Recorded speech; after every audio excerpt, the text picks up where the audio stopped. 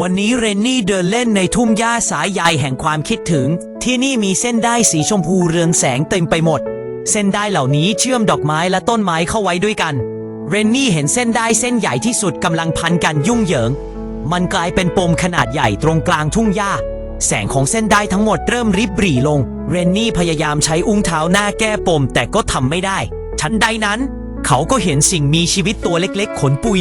เจ้าตัวน้อยชื่อปุยฝ้ายเป็นผู้ถักทอสายใยปุยฝ้ายดูไส้ใจที่เห็นปมได้ขนาดใหญ่เรนนี่ส่งเสียงเหมียวเบาๆเป็นเชิงทักทายปุยฝ้ายชวนเรนนี่มาช่วยกันแก้ปัญหาพวกเขาไม่ได้แก้ปมแต่เริ่มถักทอเส้นได้ใหม่